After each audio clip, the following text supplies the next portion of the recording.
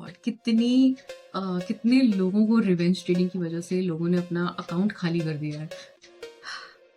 कोई अमाउंट जरूर as a चढ़ा दिया है। जो पैसा चला गया ना मार्केट में, जो लॉस हो गया, उसको पहली बात तो भूल जाओ। ये hey guys, welcome back to another video. और आज की इस वीडियो में हम बात करने वाले हैं ओवर ट्रेडिंग के बारे में। तो इस वीडियो में हम बात करेंगे कि ओवर ट्रेडिंग से कैसे बच सकते हैं। ओवर ट्रेडिंग एक बहुत बड़ी प्रॉब्लम है जो हर किसी को होती है, सबके साथ शुरू में होती है। इनफैक्ट कुछ लोगों को ओवर ट्रेडिंग की वजह से ही प्रॉफिट्स नहीं होते हैं, कंसिस्टेंट प्रॉफिट्स नहीं हो पाते हैं। इसीलिए ओवर ट्रेडिंग के बारे में इतनी बात हो चुकी है और आज हम इसी बारे में बात करेंगे और जानेंगे कि ऐसे कौन से तरीके हैं जिसकी वजह से हम ओवर ट्रेडिंग को कम कर सकते हैं या रोक सकते हैं। So let's get started. Point number 1, find quality trades. जितना हो सकता है क्वालिटी ट्रेड्स को फाइंड करने की कोशिश करो, जितना हो सकता है। देखो, 9 बजे से लेके 3 बजे तक के बीच में बैंक निफ्टी इन सेंसेक्स, इन सब के अंदर बहुत सारे अपॉर्चुनिटीज मिलती हैं अलग अलग टाइम फ्रेम्स में, विच इज़ ट्रू। लेकिन आपका ट्रेडिंग स्टाइल क्या है वो पिकअप करो।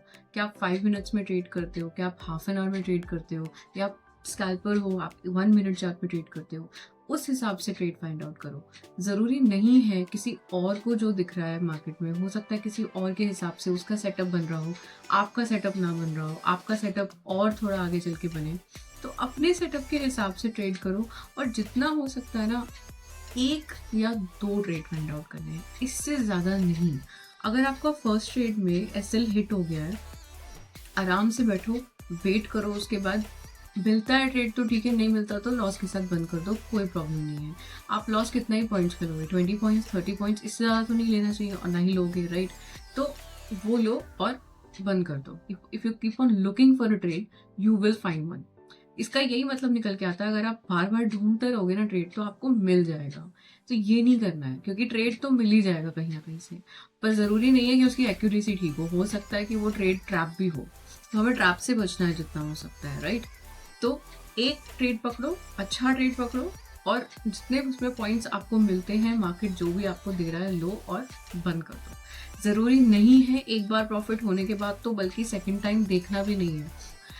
और बहुत सारे लोग ना ऐसा भी बोलते हैं कि अच्छा, अगर मैं बंद कर दूं तो फिर उसके बाद मार्केट में एनालिसिस कैसे होगा। तो मार्केट को स्टडी करना मार्केट के बंद होने के बाद भी कर सकते हैं। 3:30 बजे के बाद मार्केट को स्टडी कर लो ना।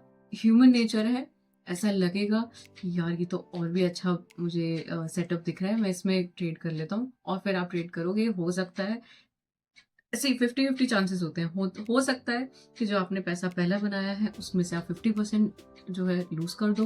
ये भी हो सकता है फुल आप उसमें अमाउंट जो आपने अभी बनाया था वो पूरा का पूरा लूज कर दो, या ये भी हो सकता है कि जितना आपने बनाया था आप उससे ज़्यादा बना लो। इन एनी केस आपकी जो ब्रोकरेज है वो भी तो लग रही है ना, उसको भी तो ध्यान में रखो। उतना क्यों देना है ब्रोकर को, इतना पैसा क्यों देना है, वो बहुत कमा रहे हैं। तो अपना पैसा कमाओ, एक सही ट्रेड पकड़ो और tata bye. Point number 2, stop after the first stop loss. That's it. ये जैसा कि मैंने पहले पॉइंट में डिस्कस किया था, एक बार एसएल हिट हो गया, ठीक है, अगर वो आपका कैलकुलेटेड रिस्क था, राइट, तो जाने दो उसे। It's okay, it's done and dusted, भूल जाओ कुछ हुआ था। मैंने बहुत लोगों को ये सुना है कहते हुए कि हम ना उसके बाद रुक नहीं पाते, हमें मन करता है कि एक और ट्रेड ले लें, 1-2 घंटे बाद मिल भी जाता है, हम लेते हैं और हमें फिर से लॉस हो जाता है। ऐसे में ना शांति से बैठते हैं, ठीक है। अगर आपने एक बार लॉस कर लिया, कई बार होगा कि आपको 1-2 घंटे बाद 12 बजे, 12:30 बजे हो सकता है एक सेटअप मिल जाए। चांसेस तो वहां भी लेने पड़ेंगे, हो सकता है आप चांस लो और आपको दोबारा से स्टॉप लॉस हिट हो जाए।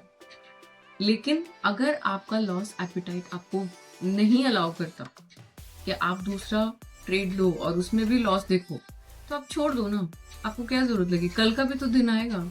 एक दिन में 2 लॉस लेने से अच्छा तो एक दिन में 1 लॉस लो, अगले दिन हो सकता है आप प्रॉफिट ले लो। तो अपने लॉस को मैनेज करके चलना भी बहुत जरूरी है। एक स्टॉप लॉस के बाद छोड़ दो अगर आपका लॉस एपेटाइट नहीं है तो। Point number 3, revenge trading. Oh God, कितने लोगों को रिवेंज ट्रेडिंग की वजह से लोगों ने अपना अकाउंट खाली कर दिया है, लोगों का अकाउंट ब्लोन आउट हो गया है। और कितने लोगों ने लोन ले लेके ट्रेडिंग करी है जस्ट बिकॉज उनको रिवेंज ट्रेडिंग करनी थी। रिवेंज ट्रेडिंग पता है सिंपल शब्दों में क्या होता है? मार्केट ने आपसे एक बहुत बड़ा अमाउंट ले लिया, अब आपके ईगो हर्ट हो गई है कि यार मेरा इतना मोटा अमाउंट कैसे जा सकता है, मैं वापस लेके आऊँगा, इसी ट्रेडिंग से मैं ये अमाउंट वापस रिकवर कर लूँगा। और वो क्या होता है? कुछ नहीं होता, वो एक स्कैम होता है।